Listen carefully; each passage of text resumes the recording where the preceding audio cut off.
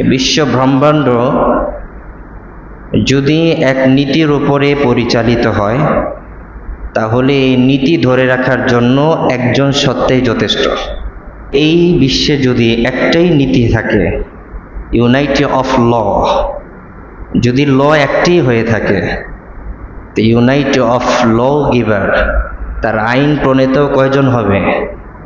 একজন হবে। এটা সোজা কথা। এই পৃথিবীতে যদি একটাই আইন থাকে, তাহলে আইন প্রণেতা কয়জন হবে? একজন হবে।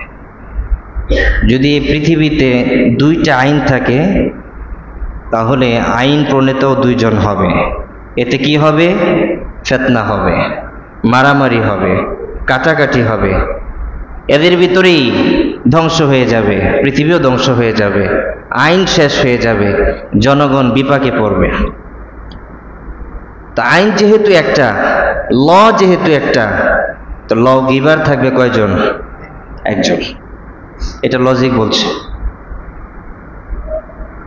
পরমাণু থেকে গ্যালাক্সি পর্যন্ত, বিজ্ঞানদের ভাষায় বলছে, পরমাণু থেকে গ্যালাক্সি পর্যন্ত এই সব কিছু একই পথে চলে, পথ একটাই। চন্দ্র, সূর্য সব একটা একটা, এগুলো যার যার গতিপথে অতিক্রম করে। তো প্রত্যেকটা জিনিসের তার নির্দিষ্ট গন্তব্য আছে, পথ আছে, একটাই পথ। চন্দ্রের একটা পথ, সূর্যের একটা পথ, মহাকর্ষের একটা পথ। পৃথিবীতে যা কিছু হচ্ছে সব কিছুর পথ কয়টি? একটি। মুসলিম জান্নাতে যাওয়ার জন্য পথ কয়টি? একটি, সিরাতে মুস্তাকিম, সিরাতে। তো পৃথিবীর সব কিছুর পথ যদি একটাই হয়, পৃথিবীর সব কিছুর গাইড যদি একটাই হয়, আইন প্রণেতা কয়জন হবে? একজন হবে। একজন হয়েছে বলেই আইন একটা, একজন হয়েছে বলেই পৃথিবীর সব কিছুর পথ কয়টা? যদি দুইজন হতো, দুজন হলে সমস্যাটা কি হতো? দুজন হলে সমস্যাটা হতো, এক খোদা বলতো সূর্য পূর্ব দিক থেকে ডুববে, পূর্ব দিকে ডুববে, পশ্চিম দিক থেকে উঠবে। আরেক খোদা বলতো না, পূর্ব দিক থেকে সূর্য উঠবে, পশ্চিমে ডুববে। দুই খোদা কারো খোদার প্রতি খুশি নয়, কোনো খোদার রায় নিচ্ছে না। এতে করে ফিতনা হবে, ধ্বংস হবে, দুনিয়াও ধ্বংস হয়ে যাবে। তবে অনেকে এখানে একটা উদাহরণ বা একটা যুক্তি পেশ করে যে দুই খোদারই সমান শক্তি আছে, দুই খোদারই সমান কি আছে? শক্তি আছে। একজন আরেকজনকে সাপোর্ট করবে, একজন খোদা কাজ করবে, আরেকজন খোদা সমর্থন করবে। অসুবিধা কোথায়? এই যে আল্লাহ দুই খোদা, মানে অর্থাৎ তার মতো যে আরেক খোদা সৃষ্টি করলো না, এটা আল্লাহ তাআলার বৈষম্যতা। আরেকজন হলে তো অসুবিধা নাই, দুজনই একই ক্ষমতার অধিকারী হবে। একজন না হয় বিশ্রাম নিবে, একজন না হয় তার বক্তব্যকে সমর্থন দিবে, তার কাজকে সমর্থন দিবে, আরেকজন কাজ করবে। লজিক বলছে যদি দুই আল্লাহ থাকে আর দুই আল্লাহর ক্ষমতাও যদি একই থাকে, তাহলে দুই আল্লাহর প্রয়োজন কি? এক আল্লাহ দিয়ে তো চলে, ঠিক না? আমার দুই আল্লাহর প্রয়োজন নাই তো। দুই আল্লাহর শক্তি যদি একই থাকে, দুই আল্লাহ যদি একে অপরকে সমর্থন দিয়ে চলে, তো আমার দুই আল্লাহর দরকার কি? একটা হইলেই তো যথেষ্ট। প্রধানমন্ত্রী যদি দুইজন হয়, দুইজনের রায় যদি এক হয়, দুইজনের পথই যদি এক হয়, দুইজনের কলম যদি একই হয়, লেখাও যদি এক হয়, রায়ও যদি এক হয়, তো আমার দুইজন দরকার কেন? বেহুদা একজন হলেই তো যথেষ্ট, ঠিক না? বেঠিক বিষয় না। এখন নাস্তিকরা আরেকটা যুক্তি দেয়, তাহলে ঠিক আছে, একজন আল্লাহ কাজ করবেন, আরেকজন আল্লাহ বিশ্রাম নেবেন, উনি টায়ার্ড হয়ে গেলে আরেকজন কাজ করবেন। কথা বুঝেন নি আমার? দুইজন আল্লাহ হবে, একজন আল্লাহ কাজ করতে করতে ক্লান্ত হয়ে যাবে, আরেকজন আল্লাহ ওনাকে হেল্প করবে, উনি বিশ্রামে যাবে। ল বলছে আল্লাহ হবেন অসীম ক্ষমতার অধিকারী, যার মধ্যে কোনো ক্লান্তি থাকবে না, যার মধ্যে কোনো অক্ষমতা থাকবে না, অক্ষমতার লেশ মাত্র থাকবে না। যদি এমনটা হয় যে আল্লাহ কাজ করতে করতে ক্লান্ত হয়ে যায়, এটা আল্লাহ তাআলার অসম্পূর্ণতা বোঝায়, ঠিক না? আল্লাহর কখনো ক্লান্তি ধরতে পারে না, আল্লাহ কখনো বিশ্রামে যেতে পারেন না। যদি তিনি বিশ্রামে যান তাহলে আরেকজন আল্লাহ এসে তার আরেকটা নীতি ফলাবে, এতে করে দ্বন্দ্ব হবে কি হবে না? হবে। দুই আল্লাহর দুই নীতি, দুনিয়া ধ্বংস হয়ে যাবে। আল্লাহ বিশ্রামে কেন যাবেন না? কারণ বিশ্রাম মানেই অক্ষমতা, বিশ্রাম মানেই দুর্বলতা, বিশ্রাম মানেই আল্লাহর আল্লাহত্ব আর থাকে না, আল্লাহ আর আল্লাহর জায়গায় থাকে না, তিনি নির্ভরশীল আল্লাহ হয়ে যান। কেন? কারণ আল্লাহ কখনো নির্ভরশীল নন, তিনি নির্ভরহীন। আল্লাহুস সামাদ, তিনি ক্লান্ত হয়ে যাওয়া আর ওনার জায়গায় আরেকজন কাজ করা মানে তিনি মুখাপেক্ষী হয়ে গেছেন। কথা ক্লিয়ার? তিনি ক্লান্ত হয়ে যাওয়া আর ওনার কাজ আরেকজন করে দেওয়া মানে কি? উনি ক্লান্ত হয়ে একজনের মুখাপেক্ষী হয়ে গেছে যে তুমি আমাকে হেল্প করো, আমি ক্লান্ত হয়ে গেছি। ইসলামিক ল, বৈজ্ঞানিক ল আমাকে এটা শিক্ষা দেয়। এজন্য দুই আল্লাহ হওয়া সম্ভব নয়। ইউনাইটি অফ ল, আইন যদি একটা হয়, ইউনাইটি অফ ল গিয়ে বের, আইন পড়ে তো কয়জন হবে? একজনই হবে। এটাই লজিক বলছে আমাকে। নাস্তিকরা আরেকটা যুক্তি দেয়, আল্লাহর কি সব সময় কাজ করতে হয়? আল্লাহর যেহেতু ফেরেশতা আছে, তো ফেরেশতা দিয়ে কাজ করাবেন আল্লাহ, আল্লাহ বসে থাকবেন। যদি এমনটাই ধরে নেওয়া হয় যে আল্লাহ ফেরেশতাদের দিয়ে কাজ করাবেন, আল্লাহর এত কাজ করার প্রয়োজন পড়ে না, দুনিয়ার মালিকের মতো কর্মচারীর উপরে ডিপেন্ড করে, মালিক শুধু হুকুম দিয়ে দেয়, অর্থাৎ কর্মচারীর কাজ যতক্ষণ পর্যন্ত চলমান তো মালিকের কাজও চলমান, কর্মচারী বন্ধ তো মালিকের কাজও বন্ধ, হুকুমও বন্ধ, রায়ও বন্ধ। যদি এমনটা করা হয় যে আল্লাহর কোনো কাজ করতে হবে না, তিনি বসে থাকবেন, তিনি রেস্টে থাকবেন, কাজ সব ফেরেশতারা করে দিবে, এতে বোঝা যাবে যে আল্লাহ ফেরেশতাদের উপরে ডিপেন্ড করছে, ঠিক না বেঠি? দুনিয়ার মালিক এটা আজ আছে কাল নেই, এটার মধ্যে দুর্বলতা আছে। সেটা কি? মালিক কর্মচারীর উপরে ভরসা করে, কিন্তু আল্লাহ হচ্ছেন অসীম ক্ষমতার অধিকারী, তিনার ভরসা করার কোনো জায়গা নাই। তিনি নিজেই এমন একজন সত্তা যার দিকে সবাই ভরসা করে, যার দিকে সবাই কি করে? ভরসা করে। তিনি যদি ফেরেশতাদের উপরে ভরসা করেন যে তোমরা কাজ করো, আমি একটু রেস্টে থাকি, তাহলে এটা দুনিয়ার মালিকের মতো হয়ে গেল। এখানে আরেকটা কথা আসছে, যদি ফেরেশতা দিয়ে কাজ চলে আর আল্লাহ যদি একটু বিশ্রামে যায়, লজিক বলছে, কোরআন বলছে ওয়ায়ুমসিকুস সামাওয়াতি ওয়াল আরদ, কোরআন বলে আল্লাহ তাআলা এই আসমান ও জমিনকে ধরে রাখছেন। এখন কিছু সময়ের জন্য যদি আল্লাহ বিশ্রামে যান আর এ ধরে রাখা থেকে যদি তিনি বিরত থাকেন, তো ফেরেশতাদের ব্রেনও তো কাজ করবে না। কথা বলেন না কেন? ফেরেশতাদের কাজ চলমান তখনই হয় যখন আল্লাহ তাদেরকে বলেন, আল্লাহ সজাগ থাকেন। আল্লাহ যদি সজাগ না থাকেন তাহলে সিসি ক্যামেরা লাগে। কথা বুঝেন নাই? মুহতামিম প্রিন্সিপাল মালিক যদি দোকানে না থাকে তাহলে কি লাগে? কথা বলেন না কেন? আর সিসি ক্যামেরা লাগানো মানে মালিকের অক্ষমতা, নট সক্ষমতা। সিসি ক্যামেরা কেন লাগানো হয়? মালিক সক্ষম বলে? মালিক সক্ষম বলে সিসি ক্যামেরা লাগানো হয় না মালিক অক্ষম বলে সিসি ক্যামেরা লাগানো হয়? মালিক অক্ষম বলে সিসি ক্যামেরা লাগানো হয়, কারণ মালিক জানে 2-3টা রুম টহল দেওয়া আমার পক্ষে ইম্পসিবল, কে কাজ করছে না এটা দেখা আমার জন্য সম্ভব না, এজন্য সিসি ক্যামেরা লাগিয়ে মালিক এক জায়গায় বসে সবকিছু দেখে। তাহলে সিসি ক্যামেরার উপরে মালিক নির্ভর। আল্লাহ বলছে আমি কারো প্রতি নির্ভরশীল নই, আমি একাই 100, আমি একাই যথেষ্ট। লজিক এই কথা বলছে।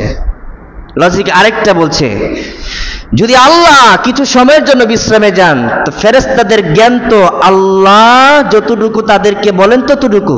এখন আল্লাহ যদি বিশ্রামে যান তো ফেরেশতাদের কাজও তো বন্ধ, এখন যতক্ষণ আল্লাহ বিশ্রামে যাবেন ততক্ষণ যদি ফেরেশতাদের কাজ বন্ধ থাকে, ওই সময় যদি যে ফেরেশতার কাজ ছিল তিনি বৃষ্টি প্রদান করবে, যে ফেরেশতার কাজ ছিল তিনি ফসলে ফল দিবেন, যে ফেরেশতার কাজ ছিল তিনি গাছে ফল ফলাবেন, তিনি যদি বা ওই ফেরেশতা যদি আল্লাহর বিশ্রামের মতো থেমে যায়, তাহলে দুনিয়াতে ধ্বংস আসতে বেশি সময় নেবে না।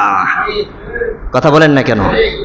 তার চেয়ে বড় বিষয় হচ্ছে আল্লাহ বলছেন যে দুনিয়ার গণনা অনুযায়ী আমার গণনা এক নয়, আল্লাহর কিছু সময়ের বিশ্রাম এটা হাজার হাজার বছর। কথা বলেন না কেন? আল্লাহর কিছু সময়ের বিশ্রাম কি গণনা করা যাবে নাকি? আল্লাহর কিছু সময়ের বিশ্রাম পৃথিবী দিয়ে কখনো মাপ করা যাবে না। বেল দিও না, লাঠি দিও না, ক্যালকুলেটর দিও না, কোন ধরনের প্রযুক্তি দিও না। আর বিজ্ঞান তো নাই। বিজ্ঞান বলছে আমার দৌড় পর্যন্ত, মেঘমালা পর্যন্ত, এরপরে আমার আর দৌড় নেই, এরপরে আমার গবেষণা অ্যানালাইসিস বন্ধ। তার ছিঁড়ে গেছে এখান থেকে, আল্লাহ তার কেটে দিচ্ছে। বিজ্ঞানের গবেষণা মেঘমালা পর্যন্ত, মেঘপুঞ্জ পর্যন্ত। তাও আবার কতটুকু? ওই যে আমরা যখন দেখি যে বৃষ্টি আসার পূর্বে আসমান কালো হয়ে যায়, মেঘ জমা হয়ে যায়, এই পর্যন্ত বিজ্ঞানদের আসা যাওয়া আছে। এরপরে তাদের লাইন কেটে দেওয়া হয়েছে। বিজ্ঞান বলছে আমার থিওরিতে কাজ করছে না। আল্লাহ যদি বিশ্রামে যান তাহলে এই বিশ্রামের সময়সীমা কতটুকু হবে? যদি ততক্ষণ পর্যন্ত সকল ফেরেশতাদের কাজ বন্ধ থাকে, তাহলে দুনিয়া কি থাকবে না ধ্বংস হয়ে যাবে? এই জন্য আল্লাহ বলছেন লা তাখুযুহু সিনাতু ওয়ালা নাওম, লা তাখুযুহু সিনাতু ওয়ালা নাওম। তাকে কোনো তন্দ্রা আচ্ছন্ন করতে পারে না, তাকে কোনো ঘুম আচ্ছন্ন করতে পারে না। মূসা আলাইহিস সালাতু ওয়াস সালাম, যদিও ইসরাইলি riwayat, মূসা একদিন ফেরেশতাদেরকে বলতেছে হে ফেরেশতারা, মালিককে ঘুমায়। আল্লাহ তাআলা ফেরেশতাদেরকে বললেন, ফেরেশতারা মূসাকে 3 দিন পর্যন্ত জাগরুক রাখো, ঘুমাইতে দিও না, সে যেন না ঘুমায়। 3 দিন অর্গমা রাখো। 3 দিন অর্গমা রাখার পরে তার 2 হাতে 2টা শিশি দিয়ে দাও, খালি শিশি। 2 হাতে সে থাকবে, জাগরুক থাকবে, একটু সময়ের জন্য ঘুমাবে না। 3 দিন পর্যন্ত অর্গমা রেখে 3 দিন পরে গিয়ে তার 2 হাতে 2টা শিশি দিয়ে ফেরেশতারা চলে গেল। মূসার প্রতি ওহী নাজিল করে জানানো হলো, এই 2 শিশি নিয়ে দাঁড়িয়ে থাকো, দেখি তুমি কতক্ষণ ধরে দাঁড়িয়ে থাকতে পারো। 2 শিশি নিয়ে দাঁড়িয়েছে মূসা। ঘুমের কারণে, তন্দ্রার কারণে 2 শিশি নড়াচড়া করছে। একবার তন্দ্রা ভেঙে যায়, আবার শক্ত করে ধরে রাখে। কিছুক্ষণ পরে মূসা এমন এক তন্দ্রায় চলে গেল, 2 শিশি 2 দিকে বাড়ি খেয়ে 2 শিশি ভেঙে গেল। আল্লাহর পক্ষ থেকে জানিয়ে দেওয়া হলো, মূসা তুমি তো ঘুমায় গেছো, 2 শিশি ভেঙে গেছে, এবার বলো তোমার রব যদি ঘুমায় যায় দুনিয়া থাকবে কি থাকবে না? তোমার ঘুমের কারণে সামান্য 2টা শিশি তুমি ঠিক রাখতে পারলা না। এর আবার 3টা জায়গায় আসছে তাফসিরে বনি ইসরাইলি riwayate আসছে। এক হাদিসের মধ্যে আবু হুরায়রা থেকে বর্ণিত এমন একটা জায়গা আসছে, আরেকটা বর্ণনা আসছে যেখানে খুদ বনি ইসরাইলরাই মূসাকে জিজ্ঞাসা করেছিল, মূসা তোমার রব কি ঘুমায়? তোমার রবের কি তন্দ্রার প্রয়োজন পড়ে? তখনই আল্লাহ তাআলা ফেরেশতাদের মাধ্যমে মূসাকে জানাই দিলেন। আর মূসাকে প্রথম 3 দিন অর্গমা রাখছে। 3 দিন অর্গমা রেখে মূসার হাতে 3 দিনের পরে গিয়ে 2টা শিশি তুলে দিছে। মূসা এবার জাগ্রত থাকো, 2টা শিশি নিয়ে দাঁড়িয়ে থাকো। কতক্ষণ? বেশিক্ষণ যায় নাই, একটু পরে উঙ্গামি চলে আসে। 2 শিশি বাড়ি খাওয়ার উপক্রম, বাড়ি খেলেই তো ভেঙে যাবে, বাড়ি খেলেই তো কি ভেঙে যাবে, তন্দ্রা ভেঙে যায়। মূসা আবার স্ট্রং ভাবে দাঁড়িয়ে থাকে। কিছুক্ষণ পরে মূসা আর নিজেকেই ঠিক রাখতে পারে নাই, এমন তন্দ্রা হয়েছে 2 শিশি এক শিশির উপরে বাড়ি খেয়ে ভেঙে গেছে। আল্লাহর পক্ষ থেকে ওহী করে নাজিল করে জানানো হলো, মূসা তুমি তো ঘুমের কারণে 2 শিশি, সামান্য 2 শিশি ধরে রাখতে পারো নাই, এবার বলো তোমার রব যদি ঘুমিয়ে যায় পুরো পৃথিবী কিভাবে ধরে রাখবে? রব যদি ঘুমিয়ে যায় পৃথিবী কিভাবে টিকে থাকবে? এজন্য রবের কোনো ঘুম নাই, রবের কোনো তন্দ্রা হয় না। রব যদি কিছু সময়ের জন্য তন্দ্রায় যায় পৃথিবী তছনছ হয়ে যাবে। এজন্য সূরা রহমানের মধ্যে বলা হয়েছে পৃথিবীটা ওই শিশির মতো পাতলা হালকা, এটা কিছু সময়ের জন্য যদি রব বিরত থাকে তো পৃথিবী মুহূর্তের মধ্যে তছনছ হয়ে যাবে, অর্থাৎ পৃথিবী ধ্বংস হয়ে যাবে। শুধু রব থাকবেন। কে থাকবেন? রব থাকবেন, আল্লাহ থাকবেন। বিষয়টা এরকম, লা তাখুযুহু সিনাতু ওয়ালা নাওম। এটা আপনি কমন সেন্সে ধরবে না, লজিকে খাটবে না। কিছু সময়ের জন্য আল্লাহ যদি বিশ্রামে যান, তিনি যদি তন্দ্রায় আচ্ছন্ন হয়, তো পরমাণু থেকে গ্যালাক্সি পর্যন্ত এই যে সৌরজগতের যে খেলা, সূর্য চন্দ্র গ্রহ নক্ষত্রের খেলা মুহূর্তের মধ্যে থেমে যাবে। যেখানে যে সময়ে দিন হওয়ার কথা সেখানে দিন হবে না। এখন আলো, আল্লাহ যদি এই সময় বিশ্রাম নেয়, আলো থাকবে? আলো থাকবে? থাকবে না। আমাদের রাত্রের সময় যদি আল্লাহ বিশ্রাম নেয়, রাত্র থাকবে? থাকবে না। তখন আমি আপনি তো বলবো এটা কেমন আল্লাহ, টাইম টেবিল ঠিক নাই, রাতের সময় দের দিন, দিনের বেলায় দের রাত। কি বলবেন কি বলবেন না? মালিকের মানে দুনিয়ার মালিকের নিয়ম রুলস চেঞ্জ হয়ে গেলেই কর্মচারী বলে এটা কেমন রুলস বানাইলো, আগেরটি তো ভালো ছিল। আর এবার যেই সত্তা তিনি যদি রুলস পরিবর্তন করে, তো পাবলিক কি বলবে, সেই সত্তার বান্দারা কি বলবে, এটা কেমন আল্লাহ, এটা দুনিয়ার মালিকের মতো রুলস পরিবর্তন করে, এটা তো আল্লাহ হতে পারে না। ঠিক কি না?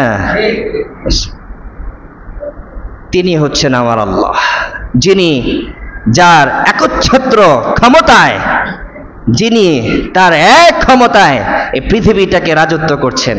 সুতরাং নাস্তিক যতই যুক্তি দিক, সন্দেহবাদী অ্যাগনস্টিক যতই যুক্তি দেখ, অ্যাথিস্ট যতই যুক্তি দেখ না কেন, সে আল্লাহকে কোনোভাবে দুনিয়াতে নামাতে পারবে না। অর্থাৎ তার লজিক, তার আর্গুমেন্ট দিয়ে কখনো সে আল্লাহকে ছোট করতে পারবে না।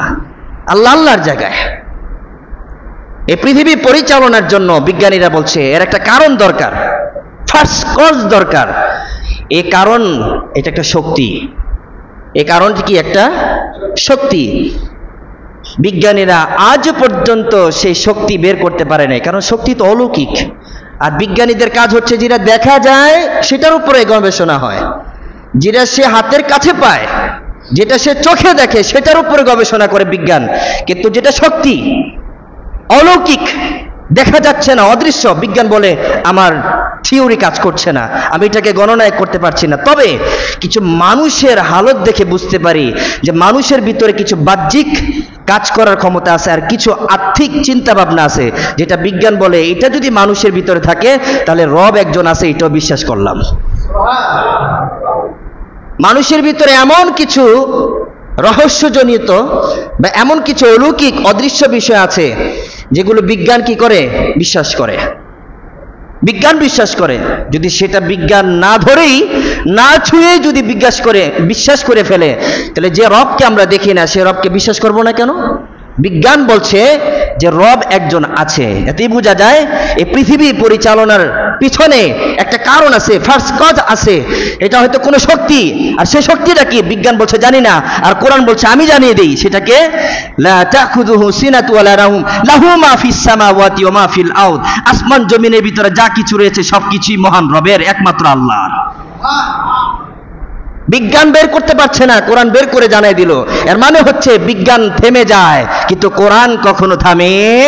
এজন্য সমস্ত গ্রন্থের উপরে কোরআন একমাত্রই গ্রন্থ যার উপরে আর কোনো গবেষণা চলে না। এটা হচ্ছে কোরআনের ল। আজকের আলোচনা থেকে বুঝলাম যে আল্লাহর কখনো তন্দ্রা প্রয়োজন পড়ে না, ঘুমের প্রয়োজন পড়ে না। এই প্রশ্ন করাও ঠিক না। এই প্রশ্ন হলেই অনেক কুযুক্তি চলে আসবে, সংশয়বাদীদের মতো কিছু সংশয় চলে আসবে যেগুলো চিন্তায় আনা কুফরি, মানুষকে নাস্তিকতার দিকে নিয়ে যাবে। আধুনিক বিশ্বে 4 জন নাস্তিক আছে। এই 4 জন নাস্তিককে বলা হয় হার্স, 4 জন ঘোড়া। তাদের ভিতরে একটার নাম হলো ডোনেট, বুড়া, দাড়ি পাকা, বিশাল বড় বড় দাড়ি, মুসলিমদের মতো কিন্তু নাস্তিক। একটা মেয়ে আছে তাদের সাথে, হিরসা আলী। হিরসা আলী এটা 3rd ক্লাসের নাস্তিক। আরেকজন আছে ডকিংস। ডকিংস হচ্ছে প্রধান। আধুনিক বিশ্বের যারা যে নাস্তিকগুলো তাদেরকে গড মনে করে, ফাদার মনে করে, তাদের ভিতরে প্রথম কাতারে আছে ডকিংস। তারপরে আছে আপনার স্যাম হ্যারিস। এই 4 জন হচ্ছে আধুনিক বিশ্বের নাস্তিকতার ক্ষয় লাভের প্রধান কারণ। বর্তমানে যাদেরকে আমরা নাস্তিক দেখি, সংশয়বাদী, এরা কিছুই না, এরা এদের পাতানো জালে পড়ে গেছে। এরা এদের ভাড়াটিয়া, আমেরিকা এদেরকে চালায়, লক্ষ লক্ষ কোটি কোটি টাকা দিয়ে এদেরকে পরিচালনা করে বাংলাদেশের নাস্তিকদেরকে। এরা প্রকৃত নাস্তিক না, এরা হচ্ছে ভাড়াটিয়া নাস্তিক। এদের কাজই হচ্ছে দুনিয়া থেকে মুহাম্মদের উম্মতকে মুহাম্মদ থেকে বের করে দেওয়া। এদের টার্গেট হচ্ছে কি, যে দুনিয়াতে মুহাম্মদের বাহিনীকে মুহাম্মদ থেকে ডাইভার্ট করে দেওয়া। এদের কাজ হচ্ছে এটা। এই জন্য টকশোতে, সংলাপে, মিডিয়াতে দেখেন ইসলামের কোনো আইন সংসদে পাশ করতে গেলে বা এটা চলবে না, এটা করতে গেলেই ধর্মান্ধ, এটা করতে গেলেই পাবলিকে সমস্যা পড়বে। কে বলছে সমস্যা পড়বে? সকল জাতি যদি এই ধর্মের উপরে, এই রায়ের উপরে এক থাকে তো সমস্যা হবার কথা কি? আমাদের সমস্যাটা হচ্ছে এই যুগটা লেনিনের যুগ, এই যুগটা কালমার্ক্সের যুগ হয়ে গেছে, মার্কসের যুগ হয়ে গেছে, নিউটনের যুগ হয়ে গেছে, সমাজতন্ত্রবাদীদের যুগ হয়ে গেছে, প্রজাতন্ত্রবাদীদের যুগ হয়ে গেছে, পুঁজিবাদীবাদীদের যুগ হয়ে গেছে। এই জন্য তারা ইসলামে আসতে ডরায়। কথা বলেন না কেন? এরা ইসলামে আসতে ডরায় কেন? যুগটা লেনিনের যুগ, কার্ল মার্ক্সের যুগ, মার্ক্সের যুগ হয়ে গেছে, নিউটনের যুগ হয়ে গেছে, আইনস্টাইনের যুগ হয়ে গেছে। এদেরটা মানতে আপনি বাধ্য। স্টালিন, রুশের খলনায়ক যাকে বলা হয় সমাজতন্ত্রবাদী, স্টালিন রুশের খলনায়ক, তার সময়ে লক্ষ লক্ষ মানুষ রুশ অধিবাসী মারা গিয়েছে, সে সমাজতন্ত্রবাদী। আজকে যুগটাও তো সমাজতন্ত্রবাদীদের গাইডলাইনে চলছে, পুঁজিবাদীদের গাইডলাইনে চলছে। ওরা ওদেরকে নিয়ে বিতর্কিত, কিন্তু ইসলাম নিয়ে কেন আমরা বিতর্কিত? ইসলাম তো আমাদেরকে সোজা ভাষায় মেসেজ দিচ্ছে, একমাত্র দিন যদি থাকে সেটাই আল্লাহর দিন, মনোনীত দিন, দিনিয়াল ইসলাম। চললে এটার মধ্যেই চলো, কারণ এটা সহজ, এটা নিয়ে কারো কোনো বিতর্ক নাই, এটা নিয়ে কারো কোনো বিতর্ক নাই। মাও সেতুং, চীনের খলনায়ক, চীনের খলনায়ক বুঝেন? মুসলিম নিধনকারী, মুসলিম হত্যাকারী চীনের মহানায়ক মাও সেতুং। এই মাও সেতুং স্টালিং এর বন্ধু, সরাসরি বন্ধু, সমাজতন্ত্রবাদী। তাদের সময়ে লক্ষ লক্ষ মুসলিমকে হত্যা করা হচ্ছে। তারা কি চায়? তাদের টার্গেট হচ্ছে দুনিয়া থেকে মুসলমানকে শেষ করে দেওয়া। এই নাস্তিকদের কাজই হচ্ছে দুনিয়া থেকে মুসলিমদেরকে শেষ করে দিয়ে কিভাবে সমাজতন্ত্রবাদী অর্থাৎ উগ্রবাদী দুনিয়াতে ফিট করা যায়, কিভাবে আইন পাশ করা যায়, সেই চক্রান্তই তাদের মধ্যে চলছে। আর আমরা সেই বিতর্কিত ফাঁদে পা দিয়ে জীবন নষ্ট করছি। আর ইসলাম বলছে ইসলাম নিয়ে বিতর্কিত করার কোনো সুযোগ থাকে না। পৃথিবীর সব ধর্ম যদি ইসলাম নিয়ে বিতর্কিত করতে চায় তো বুঝে নাও ইসলামী রাইট অ্যাঙ্গেলে আছে। কথা বলেন না কেন? ইসলামী রাইট অ্যাঙ্গেলে আছে। পৃথিবীর সব ধর্ম যদি ইসলাম নিয়ে বিতর্ক করে তো বুঝে নাও ইসলাম কোন অ্যাঙ্গেলে আছে? রাইট অ্যাঙ্গেলে আছে। বুঝে নাও এটাই তোমার জন্য সঠিক, সহজ পথ, সরল পথ। এটা নিয়ে যদি কেউ বিতর্ক করে বুঝতে হবে ইসলাম নিয়ে তার চুলকানি আছে বলেই সে ইসলামকে খোঁচায়। আমি রাইট অ্যাঙ্গেলে আছি, আমার পথ রাইটে আছে। এটা হলো আমার কথা, আমার থিসিস, আমার অ্যানালাইসিস, আমার লজিক, আমার আর্গুমেন্ট, এটাই বলছে। যেহেতু পৃথিবীর সকল ধর্ম ইসলাম নিয়ে বিতর্কিত করছে, ইসলামকে খোঁচা মারছে, খ্রিস্টানরা খোঁচা মারে, ইহুদিরা খোঁচা মারে, সনাতন ধর্মীরা খোঁচা মারে, 4000 ধর্মের অধিক রয়েছে পৃথিবীতে, তারা খোঁচা মারে ইসলামকে নিয়ে। এতে বোঝা যায় ইসলাম রাইট অ্যাঙ্গেলে আছে বলেই তারা খোঁচা দেয়। নতুবা খোঁচা দেবে কেন? আমরা তো কোনো ধর্মকে খোঁচা দিই না। পৃথিবীর কোন মুসলিম মুহাম্মদুর রাসূলুল্লাহ থেকে শুরু করে নিয়ে, আদম থেকে শুরু করে নিয়ে কিয়ামত পর্যন্ত, এ পর্যন্তই বলি না কেন, কোন মুসলমানকে দেখবেন না তারা কোনো ধর্ম নিয়ে খোঁচা দিতে। তারা বলছে ইসলাম সহজ সরল, এই পথে থাকো, বিপদে যেও না। তারা তোমাদেরকে নষ্ট করতে চায়, এটা সরল পথে আছে বলেই তারা নষ্ট করতে চায়। মুহাম্মদুর রাসূলুল্লাহ সাল্লাল্লাহু আলাইহি ওয়াসাল্লাম কি বলছেন? কাফেরদেরকে কাফের বলে সম্বোধন করিও না, এরা কষ্ট পাবে, দুঃখ পাবে। কাফেরদেরকে কাফের বলে সম্বোধন করিও না, কষ্ট পাবে, দুঃখ পাবে। কোন ধর্ম নিয়ে বিতর্ক করতে যেও না, তুমি তোমার ধর্মের প্রচার করতে থাকো। তারা তাদের ধর্মের মধ্যে থাকবে। সে যদি হেদায়েত পেয়ে যায়, আল্লাহ যদি তার কপালে হেদায়েত রাখে তো মুসলিম হবে না, তো হবে না। কথা বলেন না কেন? এটাই তো আর্গুমেন্ট, এটাই তো ইসলামের ল, এটা মুহাম্মদের শিক্ষা, এটা মুহাম্মদের এডুকেশন। এর উপরে যে থাকবে সেই সরল পথে থাকবে, সেই সফল হয়ে যাবে।